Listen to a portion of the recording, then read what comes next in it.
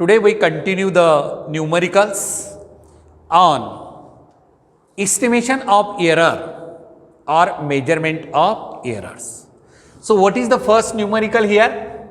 The temperatures of two bodies. Temperature of two bodies measured as θ1 is equal to 10 degrees Celsius plus minus 0.4 degree Celsius. What is this? What is this? Means the least count of this instrument is 0.4. This part is the error, plus minus is the error part, and this is the measured part here. And next θ2 is equal to what is 40 degrees Celsius plus minus 0.3 degrees Celsius. So the temperature measured, the first temperature measured with thermometer of least count 0.1 degree Celsius, and second also measured with the same least count. Second reading is taken with the same thermometer because of the error 0.3 here and a 0.4 here. That is the least count is 0.1 degree Celsius. Then find the sum and difference in temperatures. Sum and difference in the temperature in the measurement. And so therefore here sum means θ1 plus θ2 is equal to θ1 plus θ2. So what is the formula here? Measurement θ1 plus θ2 and here plus minus delta θ1. Delta θ1 plus delta θ2 formula. So that is equal to here basically this is θ1 plus delta plus minus delta θ1, θ2 plus minus delta θ2. So we first θ1 and θ2, then plus minus delta θ1 plus delta θ2. So take what is θ1? This is θ1, this is θ2, and this is delta θ1 and this is delta θ2. So what is the formula here? 10 plus 40, 10 plus 40 in one bracket, and next error plus minus addition.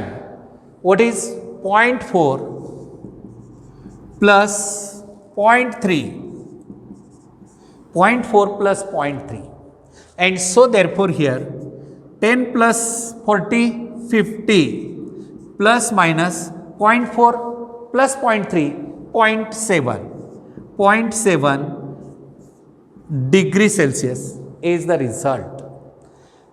Therefore θ1 plus θ2 is measured addition. In short, what is this θ1, this is θ1 and this is θ2, directly add, and separately error is to be added, and this you can write plus or minus. लक्षात येतं का बेटा? θ1 आणि θ2 आपण direct major करायचं आणि delta θ1 आणि delta θ2 त्याच्या पुढे प्लस मायनस. सम असेल तर एरर ॲड होतो, परत डिफरन्स असेल तरी एरर ॲडच होतो. आता तोही विचारले difference θ1 minus θ2 is equal to काय बेटा? बेसिक फॉर्म्युला θ1 प्लस θ2 मध्ये एरर किती आला? तर basically θ1 minus θ2 plus minus delta θ1 plus delta θ2, delta θ2. आता बरेचसे विद्यार्थी इथं कॉमन मिस्टेक करतात, इथं मायनस घेतात, कारण इथं मी प्लस घेतलेला आहे, इथं सुद्धा प्लसच घ्यायचं. एररचं ॲडिशन होते, ॲड करायचं असेल तर एररचं ॲडिशन, सबट्रॅक्शन असेल तरी एररचं ॲडिशन होतं. एररचं ॲडिशन म्हणत आहे मी, बाकी ही क्वांटिटी सबट्रॅक्ट होते, नो डाऊट बेटा इथं. म्हणून किमती काय ठेवायच्या? आता या ठिकाणी तुम्हाला θ1 प्लस θ2 आहे, मोठ्यामधून छोटा वजा करा. याच्यामध्ये काय होतं? θ1 minus θ2 is equal to 10 minus 40 आणि plus minus here 0.4 plus 0.3 and that is equal to minus 30 plus minus 0.7. आता एररमध्ये जे मेजर केलेलं आहे रीडिंग θ1 मायनस θ2 घ्या किंवा θ2 मायनस θ1 ॲप्रॉक्सिमेट. फक्त फॅक्टर हा महत्त्वाचा आहे तुम्हाला. एररसुद्धा ॲड होतो, एरर सबट्रॅक्ट होत नाही. म्हणजे 0.4 मायनस 0.1 घेतला तर रॉंग आन्सर येऊ शकतं. त्या ठिकाणी रॉंग आन्सर येऊ शकतं. And so that is here θ1 minus θ2 घ्या किंवा डिफरन्स हायर मायनस लोअर घेतला तर काय येईल, इथं प्लस येईल. हे तर प्लस मायनस तसंच राहणार बेटा. म्हणून θ2 मायनस θ1 जर घेतला एररमध्ये तर इथं +30 plus minus 0.7 degree Celsius. 0.7 degree Celsius. लक्षात आलं. प्रत्येक टाईपचा एक एक प्रॉब्लेम घेऊया आपण. आता हे कशाचं आहे, ॲडिशनचा घेतला आणि सबट्रॅक्शनचा घेतला, एरर फॉर्म्युल्यावरचा. आता इथं काय घेणार बेटा, हा दुसरा प्रॉब्लेम जो आहे इथं न्यूमरिकल सेकंड, या ठिकाणी कोशंट घेतलेला आहे, डिव्हिजन आहे. R resistance, you read the resistance of conductor R is equal to V divide by I. Formula V divide by I Ohm's लॉनुसार, वेअर व्ही मेजर्ड केलेलं आहे तुम्हाला 50 प्लस मायनस 2 व्होल्ट. म्हणजे 50 व्ही, डेल्टा व्ही किती आहे, व्हीची किंमत 50 आणि delta व्हीची किंमत किती, delta V is equal two plus minus 2. त्यानंतर आय किती, आय इज इक्वल टू 9 आणि delta I is equal to 0.3. Delta I is equal to 0.3. हे अगदी क्लिअर करून घ्यायचं. आता error in the measurement of resistance, formula काय, कोशंट असेल, डिव्हिजन असेल तर बेटा काय, delta R upon R is equal to delta V upon V plus delta I upon I. हे लक्षात आलं का. डिव्हिजन असेल तर हाच फॉर्म्युला, प्रॉडक्ट असेल तर तोच फॉर्म्युला. हे इम्पॉर्टंट आहे इथं. आता डेल्टा व्हीची किंमत किती, हे रिलेटिव्ह एरर आपण काढले, पर्सेंटेज ऑफ रिलेटिव्ह एरर काढायचं असेल तर 100 मल्टिप्लाय करायचं. डेल्टा व्ही किती आहे सांगा मला, delta V 50 divide by V किती आहे, डेल्टा व्ही 2 आहे, delta V 2 divided by 50 plus delta I 0.3 divided by 9, divided by 9. Right. चला बेटा आता पुढे किती येईल, 1/25. 2 ने कॅन्सल केलं आणि पॉईंट इथला कॅन्सल, इथं 9 घेतलं, 1/30 आला. 1/25 प्लस 1/30 बरोबर आहे. किती येते बेटा, पॉईंट दिला 1/25. 1/25 म्हणजे किती आलं, इथं पॉईंट घेतला, 0 घेतला, बरोबर आहे. And that is equal to 0.04 plus 0.03 into 100 into 100 1/30. लक्षात येतं. That is 1/25. 1/25 is equal to 0.04. किंवा वाटत असेल तुम्हाला पर्सेंटेज ऑफ रिलेटिव्ह एरर काढायचं असेल, पर्सेंटेज ऑफ रिलेटिव्ह एरर काढायचं असेल इंटू 100 करायचं बेटा. कॅल्क्युलेशन कसे करायचे तुमच्यावर अवलंबून. आता 100 डिवाइड बाय 25 म्हणजेच 4 येतं. इंटू 100 करणं काय आणि 1/30 म्हणजेच किती आलं हे, that is equal to here 100 divide by 30 म्हणजे 10 डिवाइड बाय 3. 10 डिवाइड बाय 3 म्हणजे इथं 0.3 येईल, बरोबर आहे का. पहा 0.3, 30 आहे ना, 0.3 म्हणजे पॉईंट घेतला, इथं 1 0 दिलं, परत भाग जात नाही म्हणजे 0 घेतला, म्हणजेच किती आलं हे 0.7 येईल बेटा. 1/30 म्हणजे 0.033 पुढे येईल आणि इंटू 100 ॲज इट इज ठेवा, म्हणजेच किती झालं 0.0733 into 100 and that is equal to 7.33%. 100 म्हणजे डेसिमल काय केलं, 2 डिजिटनं शिफ्ट केलं, 100नं मल्टिप्लाय केलं 100 मल्टिप्लाय केलं म्हणजे डेसिमल 2 पॉईंटनं राईटला शिफ्ट झाला आणि पुढे काय सिम्बॉल पर्सेंटेजचं टाकलं तर 7.33% is the measurement of error in the resistance. Measurement of the error in the resistance. परत एक वेळेस मी रिपीट करतो, प्रॉब्लेम पहा. व्होल्टेज दिलेला आहे तुम्हाला 50 आणि त्याच्या एरर किती आलेला आहे 2 दिलेला आहे. करंट दिलेला आहे I9 आणि त्याचा एरर आलेला आहे 0.3. हे क्लिअर पॉइंट आउट करायचं. त्यानंतर बेटा प्रॉडक्ट, इथं formula R is equal to V divide by I दिलेला आहे. तर आता दोन्हीकडे एरर घ्या. एरर घेणे म्हणजे delta R upon R, delta V upon V plus division असेल तर प्लस, ॲडिशन असेल तरीही plus, delta I upon I. आता डेल्टा व्हीची किंमत किती आहे, एरर 2 आहे, डिवाइड बाय 50. परत इथे किती आहे, डेल्टा आयची किंमत 0.3 डिवायडेड बाय 9. हा इथला डेसिमल पॉईंट उडवला आणि इथं 0 खाली घेतलं. तर किती, 2नं 50ला कॅन्सल केलं तर 25 येतं आणि 3नं 90ला कॅन्सल केलं तर 30 येतं. 1/25ची किंमत 0.04 आली. 1/30ची किंमत 0.0333 पुढे येईल. Into percentage of relative error म्हणजे 100नं मल्टिप्लाय करायचं, लेफ्ट साईडला आणि राईट साईडला पर्सेंटेज काढायचं. आता याचं बेरीज केल्यानंतर 0.0733 तर 7.33%. पर्सेंटेज किती आलं, 7.33%. आलं लक्षामध्ये. तर हे दोन न्यूमरिकल अशा टाईपचे अनेक प्रॉब्लेम या आर्टिकलवर ते पर्टिक्युलरली पडत आहेत. म्हणून आर्टिकल इम्पॉर्टंट आहे. खूप कॉन्सन्ट्रेशन ठेवून तुम्ही याच्याकडे लक्ष ठेवायचं. See the next problem. What is the maximum percentage error a in all 3 problems are there. One by one we can learn. Read in a. In the measurement of kinetic energy, if the percentage error in mass and speed delta m upon m is equal to directly given percentage 1%, and what is the speed, delta v upon v is equal to how much, 2%. Then determine the percentage change of kinetic energy, delta ke upon ke is to be determined. Quite simple numerical here. What is the formula? Ke is equal to mv square. You forget numerical, that is the constant 1/2.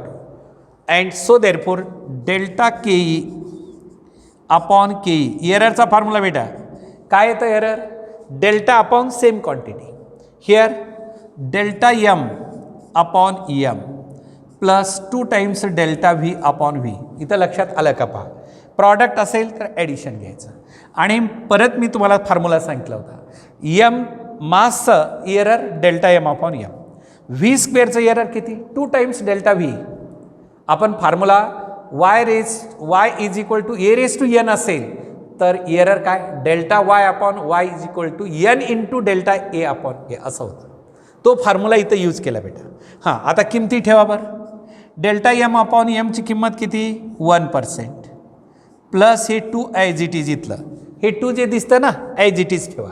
Delta V upon V किती दिले तुम्हाला 2%, that is equal to 1% plus 2 into 2 4% is equal to 5% is the result. परत लक्षात येतं का पहा. जर समजा इथं दिसत नसेल तर हे शिफ्ट करतो मी वर. काय लागणार, delta K E upon K E is equal to delta M upon M किती व्हॅल्यू आहे ती 1% ॲज इट इज ठेवा, plus 2 into delta V upon V किती आहे 2%, हे 2% that is 1% plus 4% and that is equal to 5%. That is equal to 5%. Delta K E upon K E is equal to 5%. So this is the answer of this problem A. Now next, चला बेटा आता पुढचा आपण काय पाहणार आहे, बीचं solution आपण इथं लर्न करूया. पहा आता बीचं सोल्युशन काय आहे ते पहा. in the measurement of pressure, if maximum error in the measurement of force म्हणजे delta F upon F is equal to किती परसेंट 3%. राईट. पुढे बेटा लेंथ ऑफ स्क्वेअर प्लेट, लेंथचा delta L upon L is equal to 2%. Delta L upon L is equal to 2%. Then delta P upon P is to be calculate. Delta P upon P is to be calculate. What is the formula? P is equal to force per unit area. बरोबर आहे. आणि that is equal to F divided by area of the square plate. किती असतो? area of the square plate L square. आणि पुढे बेटा आता घ्या एररचा फॉर्म्युला इथं सांगा काय येतं? Delta P upon P is equal to delta F upon F plus 2 times delta L upon L. Delta F upon F किती? ठेवा किंमत किती दिलेला आहे? 3% plus 2 into length delta L upon L 2% and that is equal to 3% plus 4%, 2 into 2 4%, that is equal to 7% is the answer of problem number 2. चला बेटा आता C तिसरा जो न्यूमरिकल आपण इथं दिलेला आहे. आता सी प्रॉब्लेमचं solution. If the measurement of time period of simple pendulum, if the percentage error in the measurement of किती लेंथ दिलेला आहे? Time period of simple pendulum is, आता टाइम पिरियडचा फॉर्म्युला तुम्हाला दिला नाही, ठीक आहे. If the percentage error in the measurement of length काय रे? Delta L upon L is equal to किती आहे बेटा सांगा? 2%. आणि ॲक्सलेशन ड्यू टू ग्रॅव्हिटी त्याचा एरर किती percent? Delta G upon G is equal to 3%. Right. आणि काढायचं आहे काय? The percentage error in the measurement of length and acceleration due to gravity respectively are. आणि आपल्याला if the measurement of time period of simple pendulum, measurement of time period of simple पेंडुलममध्ये error आणि तो काय येतो? Delta T upon T is to be calculate. चला आता basic formula काय? Time period of simple pendulum हा formula तुम्हाला पुढे आपल्याला ऑसोलेशन नावाच्या टॉपिकमध्ये लर्न करायचा बेटा. मी तुम्हाला डायरेक्टली गिव्हन देतो. T is equal to 2 pi root of L divide by G. T is equal to 2 pi root of L divided by G.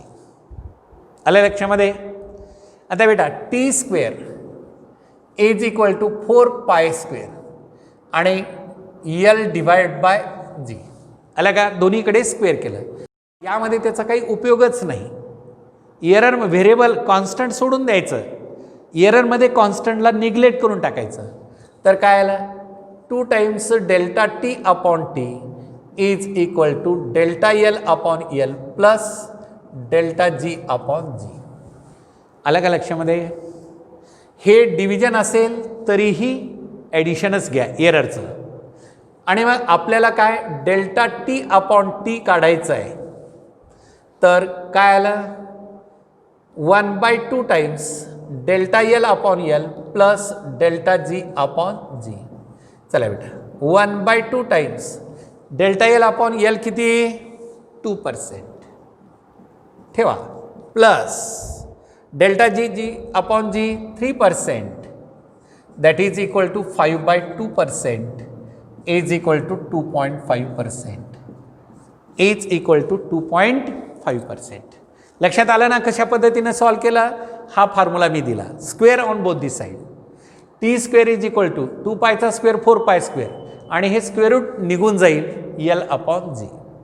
आता दोन्हीकडेही एररचा फॉर्म्युला घ्या. एरर म्हणजे डेल्टा टी अपॉन टी, टीचा मेजरमेंट म्हणजे 2 coefficient आणि delta T upon T is equal to delta L upon L plus G division असेल तरीही ॲडिशनच घेतो आपण, प्रॉडक्ट असेल तरीही ॲडिशनच घेतो, delta L upon L plus delta G upon G. काय आलं बेटा सांगा मला आता. तर 1/2 कॉमन काढलं, 2% plus 3% that is equal to 5%, 5/2 म्हणजे 2.5. क्लिअर झाला हा प्रॉब्लेम. चला आता हा जर तुमचा झाला असेल तर तुमचा फोकस कुठं असलं पाहिजे आता प्रॉब्लेम नंबर 3 कडे. चला बरं पहा problem number 4. You read the problem number 4. वाचा. Try to understand what is given and what is to be determined. Quite simple problem and that problem was asked in the previous exam. Paha, time period of simple pendulum is given by t is equal to 2 pi root of L divided by G. तुम्ही म्हणत असेल की अगोदरचा आणि हा सारखाच आहे, नाही वेगळ्या टाईपचा आहे. सारखा असतं मी घेतलंच नसतं. Where L is the length and G acceleration due to gravity. Measured value of length is L बरोबर किती, L is equal to 10 centimetre बेटा and known to 1 millimetre accuracy. आता डेल्टा एल किती झालं, delta L is equal to 1 millimetre. 1 मिलीमीटरचे सेंटीमीटरमध्ये करा किती येतात, 1 मिलीमीटरचे सेंटीमीटर म्हणजे 0.1 सेंटीमीटर, हे माहीत पाहिजे. हां त्यानंतर पुढे non to 1 millimeter accuracy and time period for 50 oscillations of a pendulum is 80 second. 50 oscillation त्याचे किती आहे 80 सेकंद म्हणजे capital T is equal to 80 second बेटा. आणि पुढे काय म्हणलं आहे 1 सेकंद रिझोल्युशन्स म्हणजे एरर किती आहे 1 सेकंदाचा. Delta T is equal to 1 second. आणि विचारलेलं काय what is the accuracy in the measurement of G. what is the accuracy in the measurement of G.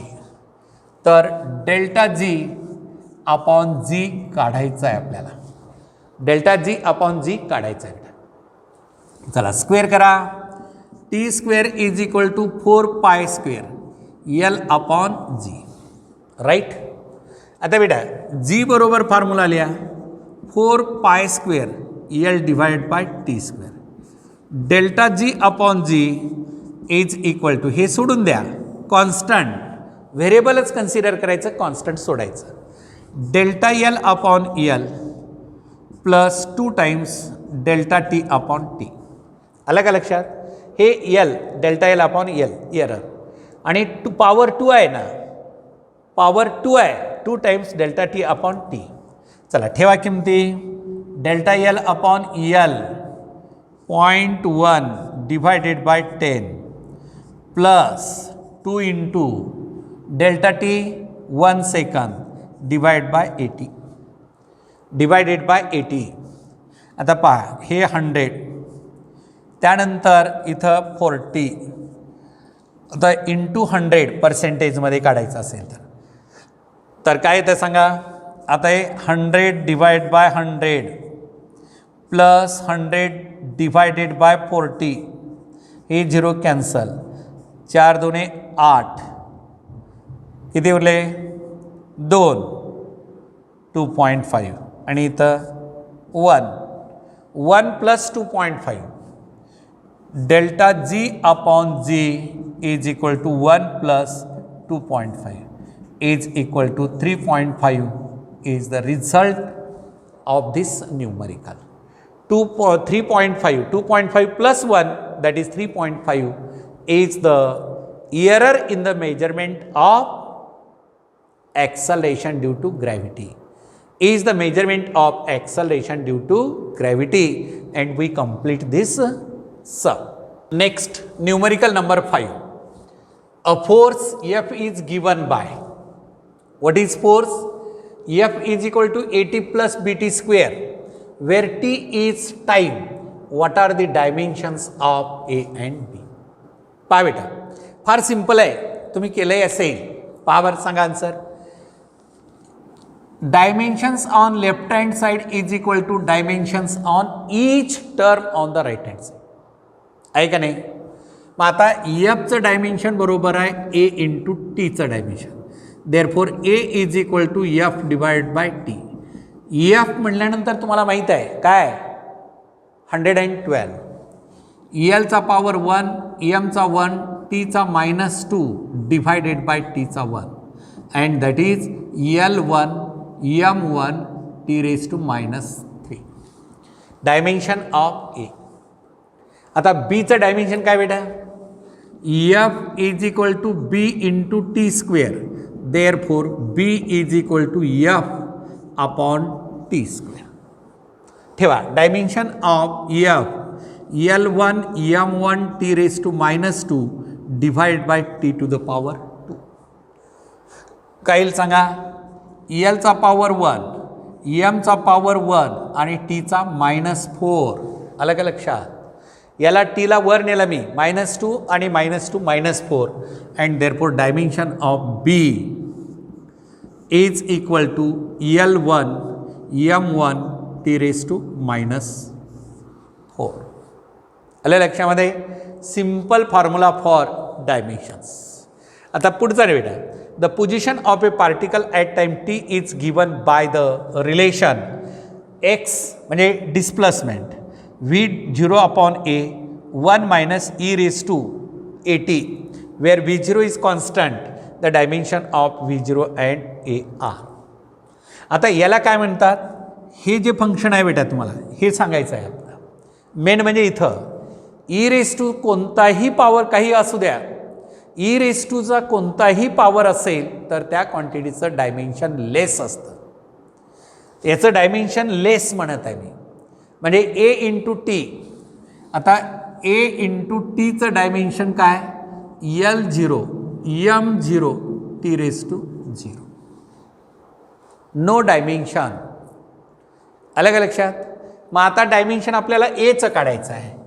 A is equal to L0 M0 T⁻�0 divided by टीचा power 1.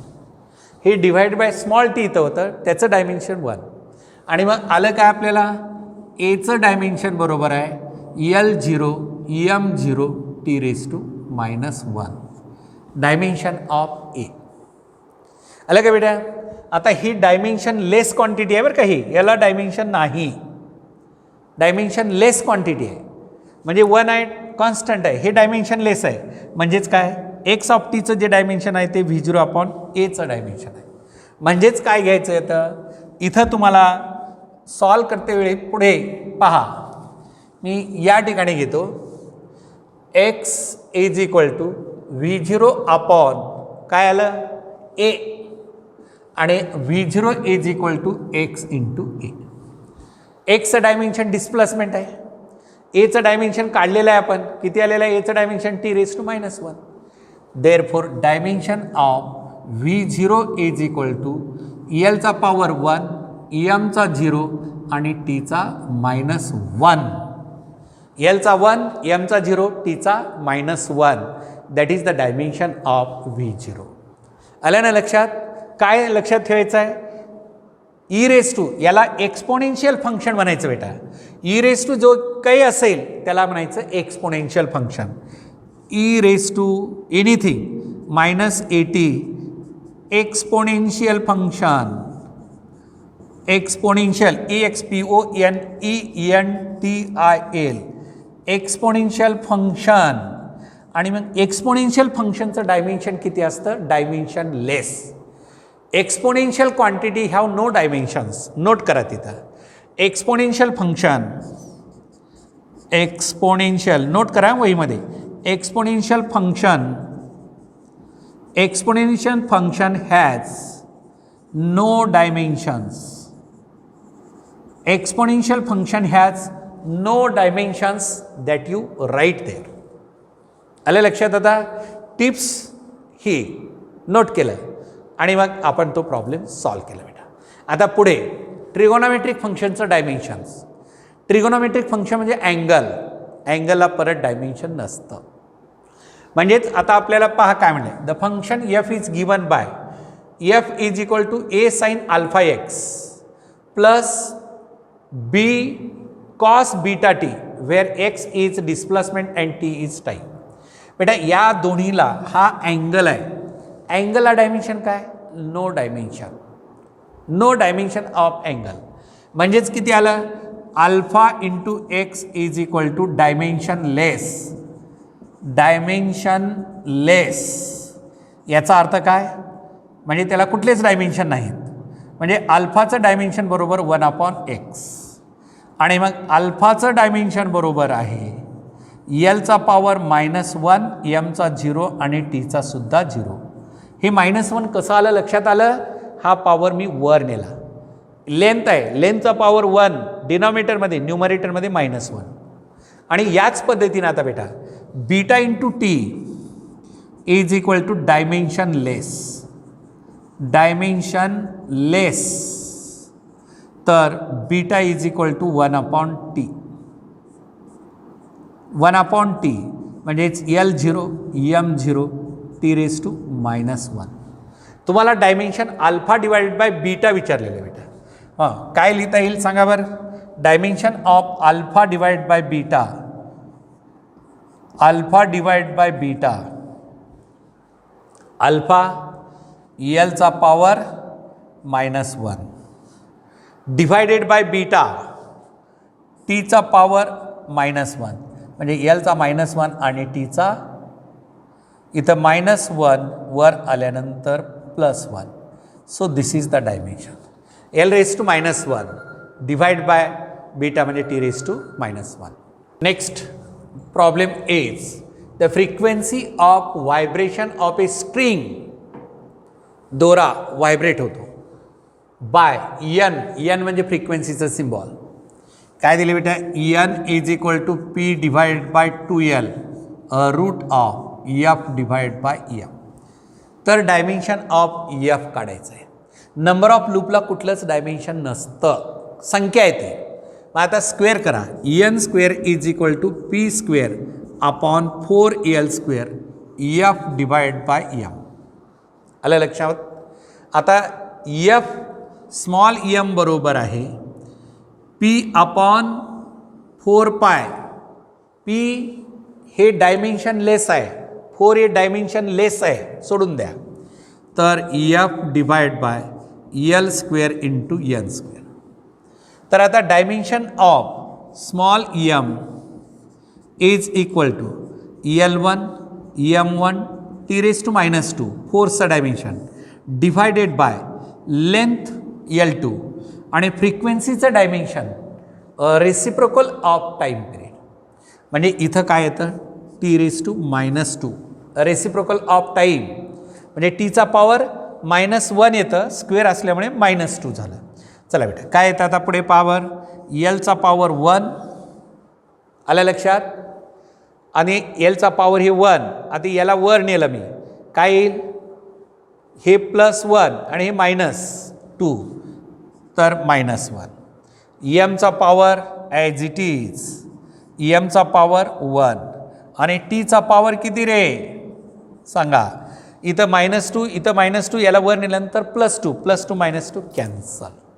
So this is the dimension of what is small m. Small m म्हणजे mass per unit length, mass divided by length, per म्हणजे negative आलं तर मास per unit length म्हणतात त्याला.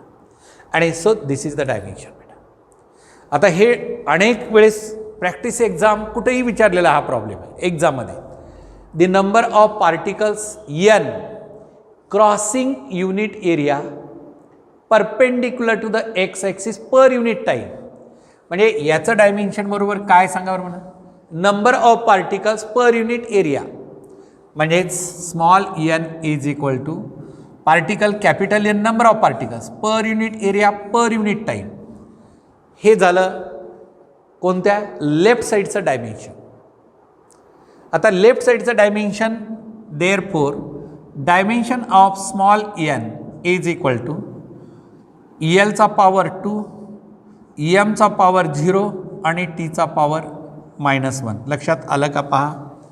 L म्हणजे एलचा power 2 area, T म्हणजे टीचा पॉवर 1, हे दोन्हीही वर नेलं मी निगेटिव्ह.